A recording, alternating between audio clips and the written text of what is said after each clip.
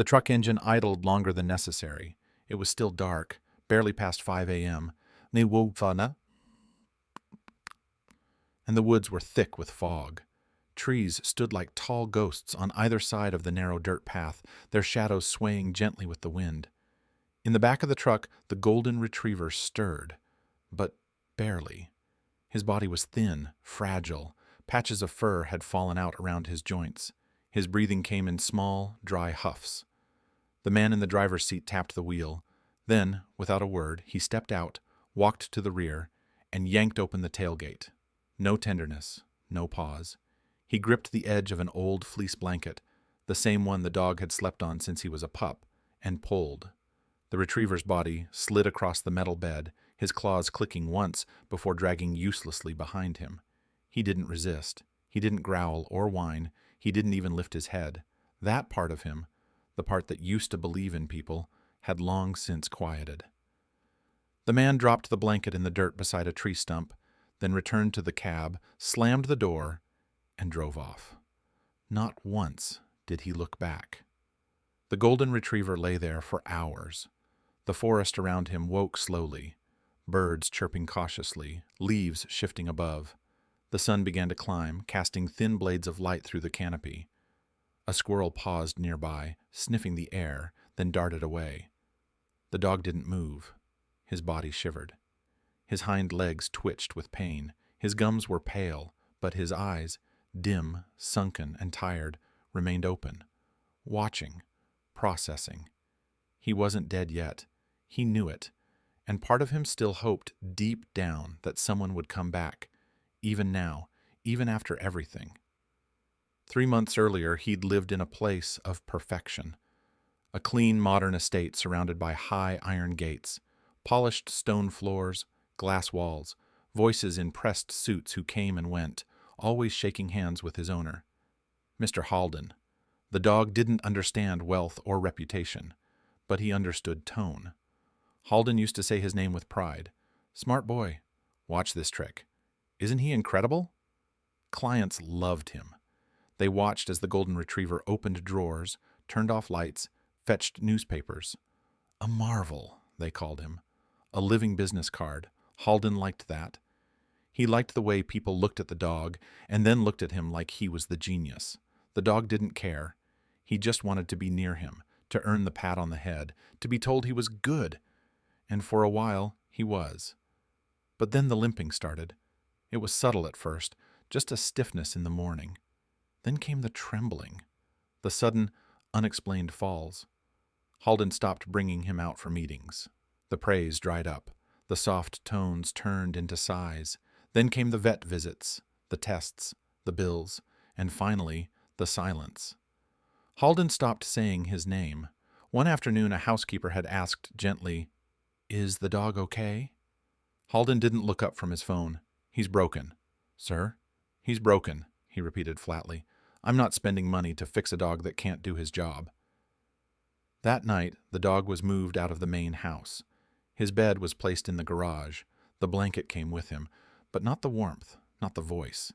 And in the weeks that followed, he stopped being fed on schedule. Sometimes the bowl came empty, sometimes not at all. He waited at the door anyway, every evening, tail wagging slow, just in case. It never opened, until it did, but only to load him into the truck. Now, in the forest, his stomach ached. His muscles barely twitched, but in his chest, something flickered. A sound, maybe? A memory? The world blurred, and for a moment he wasn't on the cold forest floor anymore. He was back on the estate. The grass was green, the sun warm. Halden stood in the garden, tossing a ball, laughing when he chased it with clumsy excitement.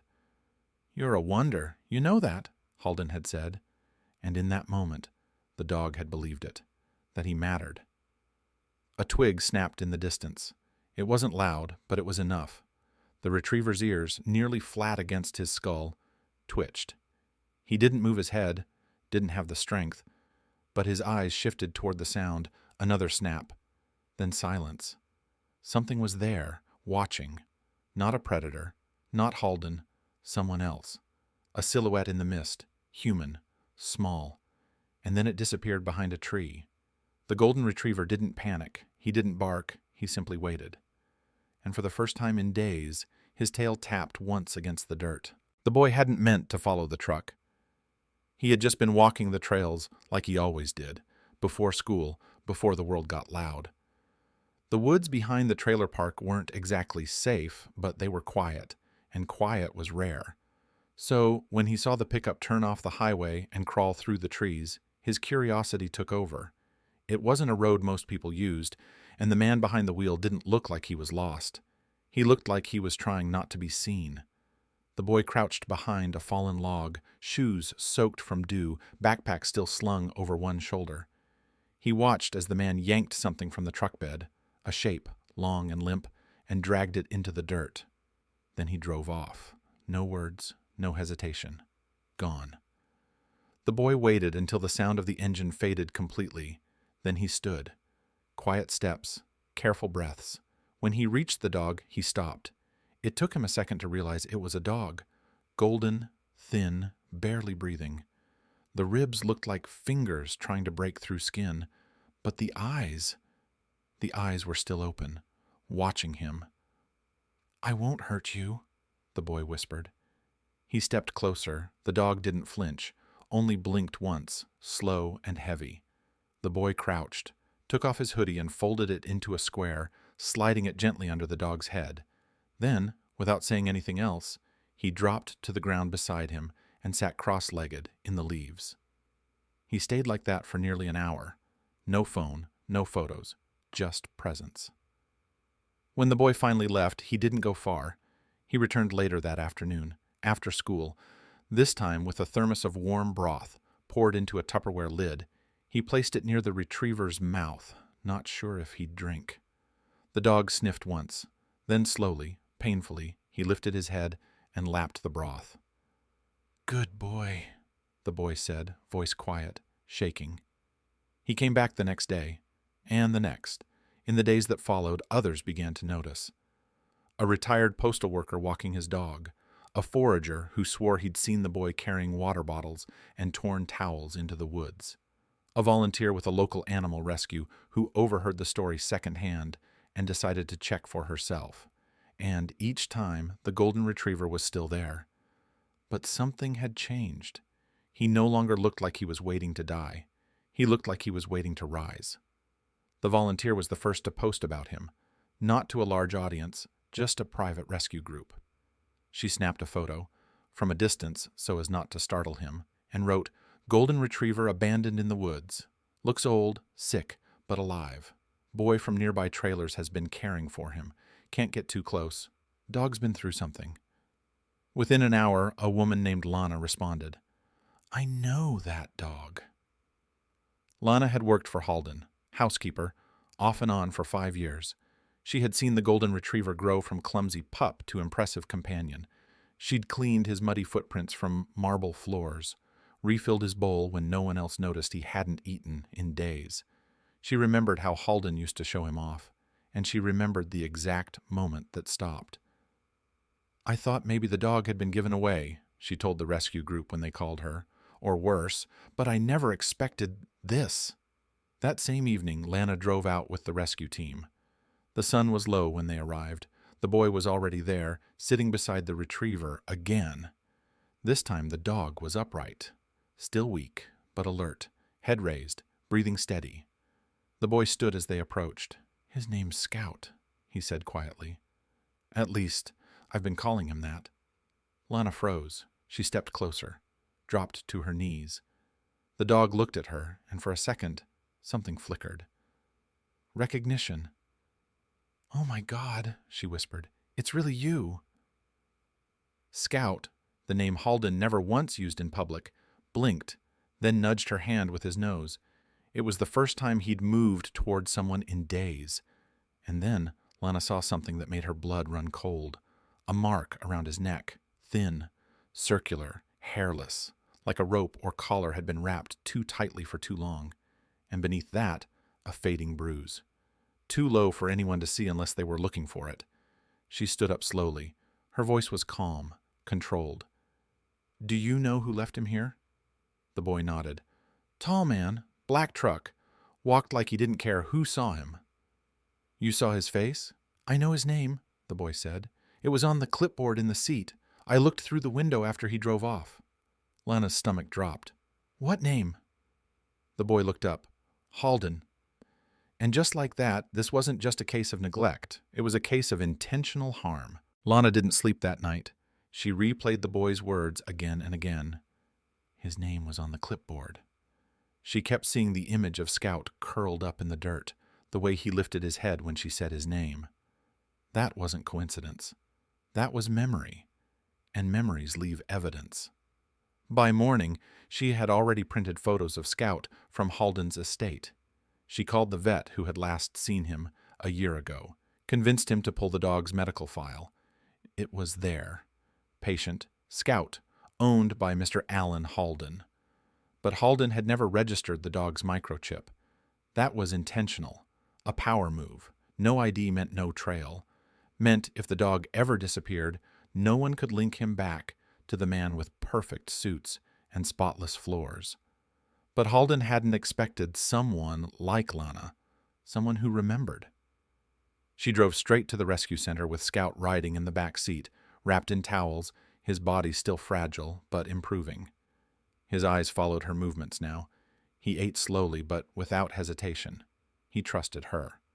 And when they arrived, the staff made room for him immediately. IV fluids, gentle cleaning, a heating pad for the arthritis already creeping into his back legs. The vet confirmed the bruising around his neck was consistent with prolonged restraint, possibly abuse. Lana nodded once. This wasn't just neglect. By the end of the day, the story had shifted. Scout wasn't just a survivor, he was a witness. Lana wrote a statement and handed it to the shelter's attorney. The rescue group, hesitant at first, agreed to support an official report. Photos were gathered, timelines drafted, the boy's witness testimony recorded with parental consent. It wasn't just about saving a dog anymore. It was about holding a powerful man accountable. And Halden? He didn't respond at first, but then the news broke. Not from a tabloid, from Lana herself. She posted a short video, just 30 seconds, of Scout lying in the clinic, hooked to an IV, his eyes sunken, but alive. The caption read, "He carried your keys, he opened your doors, he trusted you, and you left him to die. His name is Scout, and he remembers everything." Within hours, the video exploded. A former security guard from Halden's estate commented, "I always wondered what happened to that dog." A previous employee added, "He was part of the family, until Halden stopped seeing him as useful." The internet did what it always does. It investigated, it demanded, it remembered. 3 days later, Halden made a statement through his lawyer. "I deny any and all allegations regarding mistreatment of the animal in question." But it was too late, because Scout was no longer the animal in question. He was a story. He was a name. The boy who had first found him, his name was Eli, was invited to speak with a local reporter. He didn't say much, just sat beside Scout, who now rested comfortably on a thick dog bed beside him. "He never barked," Eli said. "Not once." "Did that scare you?" the reporter asked. Eli shook his head. "No, it felt like he was waiting for someone to listen." Meanwhile, Lana received a letter in the mail. No return address, just a manila envelope with 4 photos inside. All were printed from security footage, all from the estate. Scout sitting by Halden's desk, Scout standing at the door, mail in his mouth. Scout curled at the foot of the grand piano. In one of the images, Halden's hand is visible, reaching down to scratch behind Scout's ear. The timestamp read, March 12th, 11:47 a.m., just 2 weeks before the dog was left to die. Proof. And suddenly the silence Halden had hoped for was impossible. That week, Lana filed formal charges of animal cruelty, supported by the shelter, the vet's diagnosis, 2 former employees, and a copy of Halden's own voice memo, leaked by a staff member saying, "Just dump the dog somewhere, no one will ask questions. He's finished." Finished. That word. Lana whispered it that night as she knelt beside Scout's bed. "You're not finished," she said softly. "You're just getting started." And Scout? For the first time in weeks, he lifted his paw and placed it gently on her knee. The next morning, Scout tried to stand on his own. It wasn't graceful, but he got up, walked 4 slow steps, turned around, and sat in front of the clinic's glass doors, tail low, posture straight, staring at the sunlight like he was waiting for something else to begin. The courtroom wasn't full, at least not the way people expected. Most assumed a case like this would get buried. Rich man, sick dog, small town. No one would care, no one would show. But they were wrong. Reporters filled the back row. 2 animal rights lawyers came in from out of state to observe. Lana sat in the front, back straight, Scout curled beside her feet, and just behind them sat Eli, the boy who had never once missed a day visiting Scout. The judge entered. The bailiff called for order, and at the far end of the room, Alan Halden walked in. Still immaculate, still polished, but visibly tense. He hadn't expected this, hadn't expected cameras, public interest, the quiet rage of a dog who, despite everything, was still alive. Halden's eyes flicked briefly toward the dog as he sat, but he said nothing. Scout, on the other hand, did. He stood, turned, and stared. The prosecution began with the basics: photos, medical records, video statements. The shelter's vet detailed the injuries. Lana gave a timeline. Then came the boy, Eli, who answered every question clearly, calm, focused. His presence made people shift in their seats, not out of discomfort, but out of shame, because the truth was undeniable. Scout had been left for dead, and someone, a child, had done more for him in 1 week than his millionaire owner had in 3 months. Then came the defense. Halden's lawyer leaned on technicalities, lack of ID, no chip, no explicit proof that the dog belonged to Halden when he was abandoned. It was cold, strategic, but the tension in the room didn't fade, it deepened. Then the lawyer said, "There is no proof my client was ever cruel. The dog shows no signs of aggression, no trauma that couldn't be explained by age or misadventure. And frankly," he turned toward Scout, "this dog appears to be just fine." A murmur moved through the courtroom. That's when Lana stood. "May I approach?" The judge hesitated, then nodded. She stepped forward, knelt beside Scout, and unclipped the leash. He didn't move, but his eyes tracked her hand. "Scout," she said softly, "if you remember him, show us." She didn't point, didn't guide. She simply stepped back, and Scout moved. He walked across the polished floor, slow but steady. His claws clicked softly against the tile. He paused once, halfway, turned to glance back at Lana, then faced forward again. And then he stopped, right in front of Halden.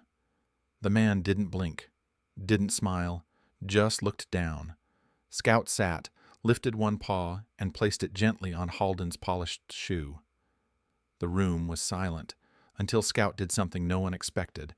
He lowered his head, not in submission, in finality, then turned, walked back, sat beside Lana, and exhaled.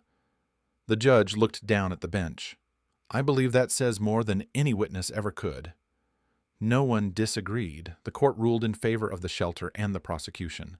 Halden was fined the maximum penalty under the state's cruelty statute, barred from owning animals for 10 years. The footage from the case was ordered released to the public. His PR firm quit within 24 hours. His next business pitch was canceled. But Scout didn't celebrate. He didn't bark. He didn't gloat. He simply rested. Because justice, for him, had never been about punishment. It was about being seen. That afternoon, after the ruling, Lana led Scout outside. He moved slowly, his legs still stiff, but his tail wagged as they stepped into the sun. The press surged forward. Cameras flashed, but Scout didn't care. His nose lifted to the breeze. The world smelled different now, warmer. At the edge of the sidewalk, Eli waited. He held out his hand. Scout walked straight to him, and this time, when Eli whispered, "Good boy," Scout leaned in. He had found something better than revenge. He had found home. Scout no longer lived in fear. He no longer curled into corners when shoes echoed down the hall. He didn't flinch when doors slammed or people raised their voices. The golden retriever who once shook at every sound now walked through the world with quiet certainty. His body healed. Muscle returned where bones once pressed against skin. His fur grew thick again, gold like sun-touched wheat. The scars stayed, not all visible, but all meaningful. And when he stood beside Eli or Lana, there was no doubt. He belonged. At home, he became routine. He waited by the door when Eli returned from school. He slept curled near the boy's bed, sometimes half-splayed in absurd positions, one paw twitching mid-dream. On weekends, he joined Lana at the rescue clinic, where he quickly became more than a mascot. He became the anchor. New rescues, scared and trembling in crates, calmed when Scout approached. Teenagers serving community hours found themselves sitting a little longer beside him. Volunteers who'd had hard days lingered just a few minutes more when he rested his head on their knees. Scout didn't try to fix people. He just stayed. And that was enough. The staff began calling him Dr. Scout. It started as a joke. Then it stuck. He had a bed in nearly every room of the clinic. The front desk, the break room, the quiet corner where children met animals for the first time. He never barked. He never demanded. But somehow, he was always where he needed to be. One afternoon, a field trip arrived. A dozen kids, ages 6 to 10, walked nervously through the halls. Some had been hurt by people, others by silence. The counselors watched carefully, hoping the visit would soften something. It did. Not because of a speech or a program, but because halfway through the tour, Scout walked in. He didn't do tricks, didn't perform.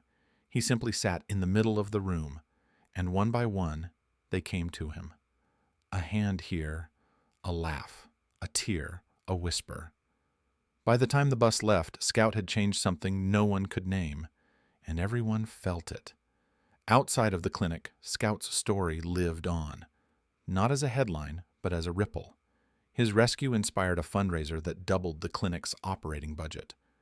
A teacher used his case to teach about empathy and resilience. A small publishing house offered to create a children's book based on his story. Not dramatized, not fictionalized, just told with heart. Eli helped with the title, Scout, the Dog Who Waited. Halden faded from the news. He left the state. The mansion was sold, but the story didn't go with him. It stayed right where it belonged, in the hands of the people who had stayed when it was hardest. One of the shelter volunteers put it best. The dog didn't just survive, he made sure others did too. One weekend, Lana took Scout and Eli to a quiet farm outside town. The owner let dogs run freely on the property. It was Scout's first time completely off-leash. They opened the gate. He hesitated for a moment, then bolted. Not with fear, with joy. He ran with legs that once barely stood. He bounded through tall grass, ears flapping like he remembered being young. Eli chased after him, laughing, nearly falling into a ditch. Scout stopped, turned back, barked once, playful, and then he ran again. They visited often after that. Sometimes other dogs joined, sometimes they didn't. But Scout always found the same hill, same breeze, same wild freedom.